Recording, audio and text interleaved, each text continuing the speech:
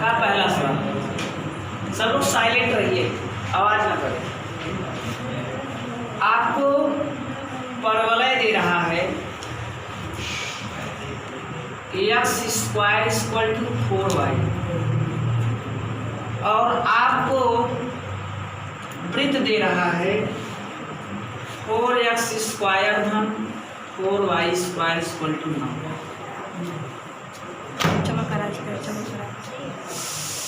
तो बच्चों ये परवलय है और ये वृत्त है।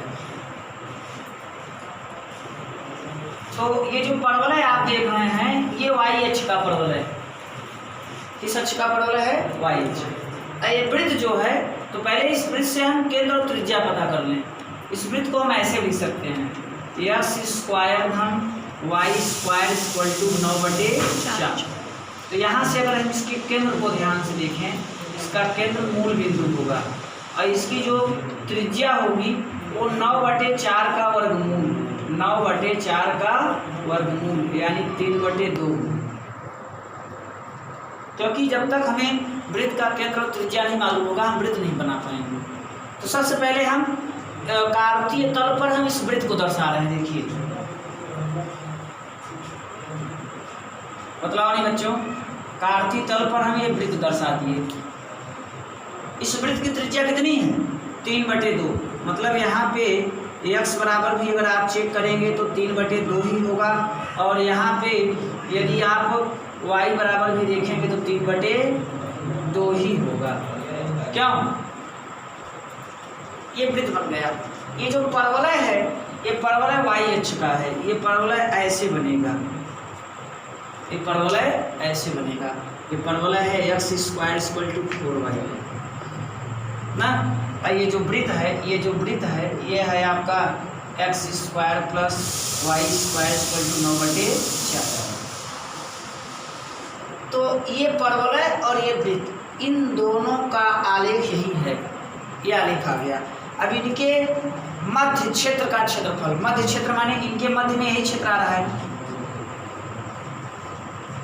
इनके मध्य में यही भाग आ रहा है कि नहीं, इस भाग का क्षेत्रफल पूछ रहा है। तो सबसे पहले आपको यहाँ ये पता करना होगा, यहाँ देखिए यहाँ पे y का मान 3/2 है ना यहाँ पे। अब आपको पता करना है कि ये जो दो बिंदु पे परवलय को वृत्त प्रतिच्छेद कर रही है, परवलय को वृत्त प्रतिच्छेद कर रही है, उस बिंदु का निर्देशांक निकालिए। पहले क्या निकालिए? निर्देशांक। इन दो बिंदुओं का निर्देशांक जहाँ पर परवलय को वृत्त प्रतिच्छेद कर रही है, उसके लिए आपको इसको समीकरण नंबर 1 मान लीजिए, इसको समीकरण नंबर 2 मान लीजिए और दोनों समीकरणों को सॉल्व करिए। तो देखिए समीकरण 1 व 2 से तो ऐसा काम करते हैं बच्चों, x² की जगह 4y लेते हैं। तो देखो 4x² की जगह 4y धन 4y² = 9। अभी हो जाएगा 4y² धन 4 चौके 16y और -9 बराबर 0। घटाने पे 16 और गुणा करने पे 36। 18 में से 2 जाएगा 16 और 18 गुना 36। तो अब देखिए 4y² धन 18y - 2y और -9 = 0। यहाँ से हम 2y कामन लेंगे तो 2y + 9 और यहाँ से -1 कामन लेंगे तो 2y +। अब देखो 2y + 9 कामन लेंगे, यहाँ से मिलेगा 2y - 1 बराबर 0। यहाँ से y का मान मिला हमें -9/2 और 1/2। क्या मिला? -9/2 और 1/2। ये हमारे लिए अमान्य है क्योंकि माइनस का वैल्यू नीचे होगा और प्रतिच्छेद कहाँ कर रहा है? ऊपर। यानी देखिए, यानी देखो बच्चों ये लाइन देखो, ये लाइन जहाँ ये प्रतिच्छेद कर रहा है, ये लाइन y बराबर 1/2 प्रदर्शित कर रही है। ये लाइन हमने क्यों दर्शाया अभी आपको बताऊंगा। यहाँ पे y का मान क्या है? 1/2। यहाँ अब तुम x निकालो या मन निकालो, कोई ज़्यादा, देखो निकाल देते हैं। अच्छा y बराबर 1/2 से, y बराबर 1/2 से देखो x square equal to 4/1/2 equal to 2, x बराबर प्लस माइनस करंडी में। तो ये बिंदु, अगर ये बिंदु दर्शाया जाए तो करणी में 2,1/2 और ये बिंदु दर्शाया जाए माइनस करणी में 2,1/। क्या यहाँ तक आप लोगों को समझ में आया? अब देखिए क्षेत्रफल कैसे निकलेगा, छायांकित भाग का क्षेत्रफल। बच्चों ध्यान देना, ये जो छाया दिख रहा है फिगर में, पहले चतुर्थांश में भी है और दूसरे में।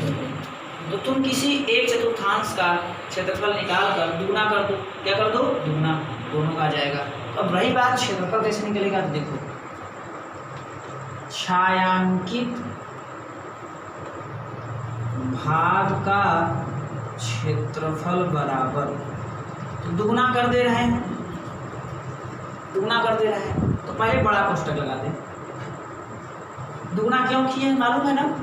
अब देखो, ये ध्यान से देखो, इतहार छाया जो बा यहाँ से यहाँ तक बा, लेकिन यहाँ से यहाँ तक एक प्रकार का छाया नहीं बा, दो प्रकार का छाया बा। दो प्रकार मतलब यहाँ से यहाँ तक की छाया परवलय में है। देखिए ये देखिए, ये ऐसे, ये क्या, ये कौन सी आकृति घूम रही है? परवलय की। तो यहाँ से यहाँ तक की जो छाया है वो परवलय की है। अब यहाँ से देखिए, यहाँ से यहाँ तक की छाया, ये छाया किसकी है? वृत्त। यही आपको मिलाना है। अगर इसको जो लड़का या लड़की मिला लेती है उसे समस्या नहीं होगा। तो यहाँ से यहाँ तक की जो छाया है 0 से लेके 1/2 तक, 0 से लेके 1/2 तक जो हम y का मान रखेंगे वो परवलय से रखेंगे। समझ में आया? x का मान रखेंगे क्योंकि y सापेक्ष समाकलन करेंगे ना, y सापेक्ष समाकलन करेंगे क्योंकि y सापेक्ष समाकलन y का मान दे रहा है ना। अगर देखो धन 1/2 से 3/2 तक, यहाँ 1/2 है, यहाँ क्या है 3/2। यहाँ तक जो हम समाकलन करेंगे y सापेक्ष, वो x का मान हम वृत्त से रखेंगे। किससे रखेंगे? वृत्त से। ये है छायांकित भाग का क्षेत्रफल। ये दुगुना क्यों हुआ है? क्योंकि पहला चतुर्थांश और दूसरा दोनों चतुर्थांश है। इस बात को आप ध्यान समझिए। देखो फिर से इधर देखो, ये जो आपका एरिया फेस कर रहा है, ये जो एरिया फेस कर रहा है, इतनी एरिया किसकी है बताओ? ये किसकी आकृति है? परवलय की। और यहाँ 0, यहाँ से 1/2, 0 से 1/2 परवलय। और इसे देखिए इधर ध्यान से, ये इसे, ये यहाँ ये इतना एरिया, ये किसकी है? वृत्त की। तो 1/2 से 3/2 तक किसका है? वृत्त। y सापेक्ष समाकलन कर रहे हैं तो x का मान रखना होगा। अब देखो यहाँ पर दुगुना 0 से 1/2 परवलय से x का मान, परवलय से x का मान निकलबा थी, घात यहाँ आए तो 2 करणी में y ना, 2 करणी में y माने 1/, करणी माने 1/2। क्यों बच्चों? धन 1/2 से 3/2। जब वृत्त से x का मान निकलेगा, वृत्त से x का मान, तो ये y² पक्षांतर हो जाएगा। क्यों? तो हो जाएगा करणी में 9/4 माइनस y², करणी में 9/4 माइनस y² इंटू dy। और बड़ा पुस्तक बना। इतना समझ आया बच्चों? बोलो।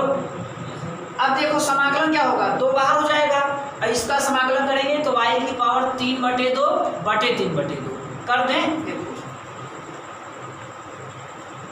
2 बाहर, इसका समाकलन y की पावर 3/2 और 3/2 होगा तो 2/3 बन जाएगा ना, और मान 0 से 1/2।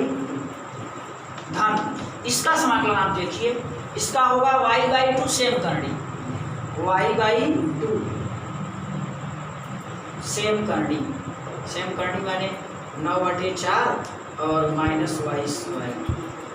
धन a²/2 माने 9/4 के बटे में 2 साइन इनवर्स y/a, तो a का मान होगा 3/2 और मान कहाँ से कहाँ तक है? 1/2 से 3/2। फिर बड़ा पुस्तक बंद कर देंगे ना, यहाँ तक पहले लिखो तब आगे लगाएंगे।